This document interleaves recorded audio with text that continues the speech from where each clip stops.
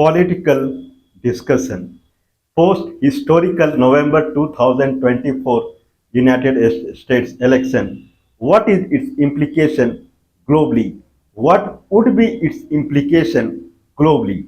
Short discussion about that implication, afterward effect of this implication, afterward effect of this election that we are discussing.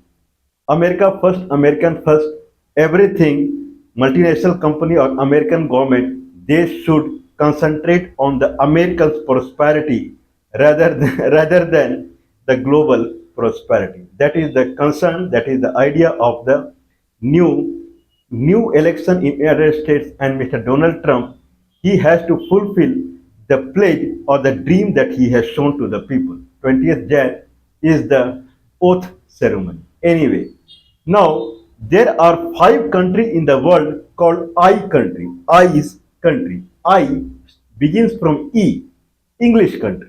Five countries in the world, they are English countries. One is United Kingdom, that is obvious, and then United States, Canada, Australia, and New Zealand. So these five are called I country, and where the global language, the more or less the common man language is English. Even though United Kingdom, its colony became it colony the colony of United Kingdom was more than these countries also, like South Africa, I believe Zimbabwe, India or Indian subcontinent, many places, many countries in the world, they were colony of United Kingdom, and there still comes under they many of them, they have joined Commonwealth also, including India. But five countries are there, they are English speaking countries. So one of them is New Zealand. Now we are talking about New Zealand United States relationship. New Zealand stands because of United States and United Kingdom. New Zealand got was colony of United Kingdom from 1840 to 1907. So I believe 67 years it was colony of United Kingdom. And the paradox, the something that is black side of New Zealand is there is a Maori people. Maori are the native Polynesian people in New Zealand, and they are they are completely set aside from the mainland New Zealand politics. So New Zealand is considered as the people, European people only. The Maori native tribe, they I believe they are not considered even in the net population of New Zealand also. That much. This is the problem with the United Kingdom or Europe, I would rather say. Wherever they went, then they established their kingdom, and others were completely discarded. So local people were completely discarded, like Andaman, Nicobar, and many places. United States itself. Now the United States means European people. Now the local red Indian, where they went, no one cares. Same as Australia, same as New Zealand, and same as Canada. That's why these are now English speaking countries. Anyway, James Cook, James Cook was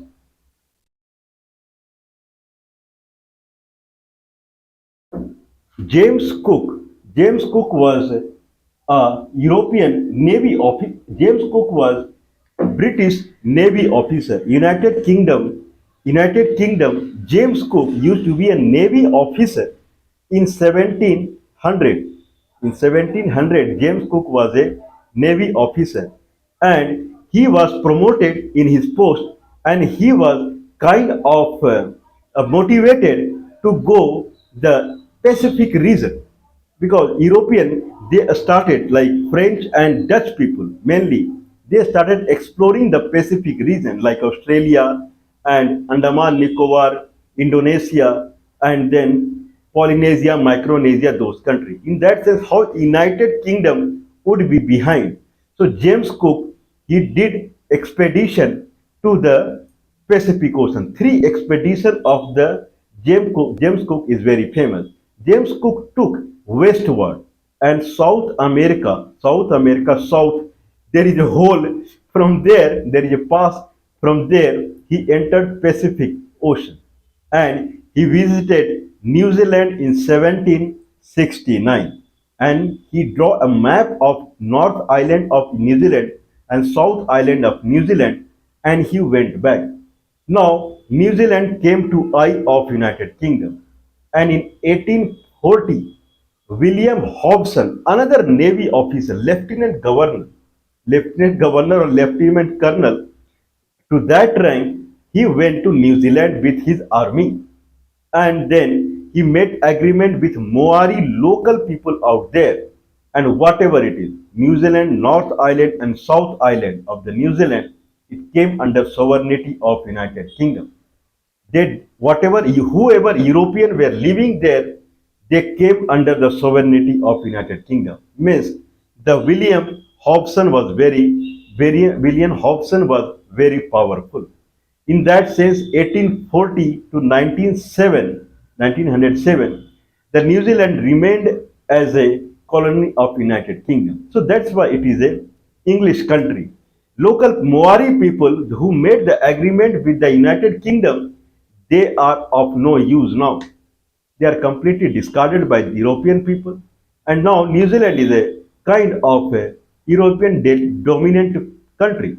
English speaking, Wellington is its capital. United States in 1838 only it opened a consul access in Wellington. This proved that New Zealand was European people were there in New Zealand prior to William Hobson came to New Zealand. So anyway, United Kingdom was powerful country and it acquired New Zealand at that time only.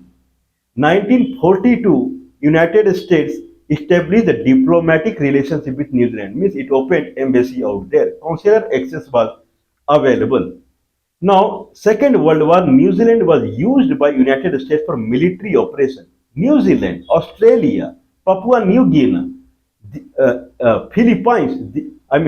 Means these are the region which was heavily used by United States Navy and Air Force because Japan in Axis power in Second World War it was tend to control all these regions. It controlled Andaman Nicobar also, and on Indonesia, Philippines, Korea, everything. Japan took control. In that sense, America has very high presence of military in that region. For that, New Zealand was used by United States. Anyway, New Zealand is a powerful country, and United has not donated any money to New Zealand as far as Ukraine and Israel is concerned, but it has a tight trade relationship with New Zealand. Very tight trade relationship. In 2022 itself, there were trade of $13.4 billion in 1 year.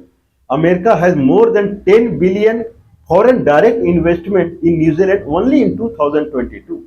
And New Zealand had $3.4 billion investment in United States, mainly in the software companies and electronics based companies.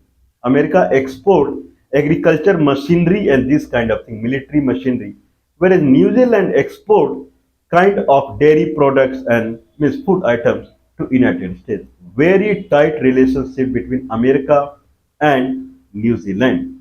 Politically also means diplomatic way also and trade way, very tight relation. In 1 year, $13.4 billion trade is very high amount. To that, the New Zealand population is not more than 10 million. This is what I remember. It is 3, 4, 5, 6 million only. In that 44,000, more than 44,000 are Maori people, local people. But they are like outsider only. This is the problem with the European country. Like Andaman Nicobar, they completely discard the local people, completely.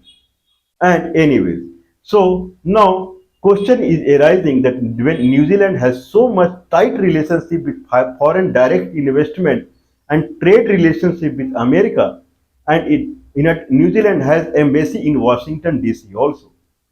In that scenario, when American first comes into the picture, this philosophy, and American company they start looking to benefit of their local people first, then going outside, then what will happen to New Zealand? New Zealand is not a country that is near to Europe or near to United States. It is far away from United Kingdom, and far, far away from United States also. It is in South Hemisphere, means very south to equator, whereas United States is north to equator. So very far. In that sense, New Zealand cannot sustain, means European people out there, they cannot sustain without support of United States and United Kingdom. If United States go through its new principle of America first, American first, then question arises that who will take care of New Zealand? Population is very less. It's a sparsely populated country. In that sense, what will happen to Wellington? Anyway, in these are the I say that Polynesia are the reason for Indian trade traditionally. That's why Polynesian people typically they look like very near to, they are not Indian, but they are very near to, they look like Indian. So anyway, Polynesian people in New Zealand, Maori people, they are of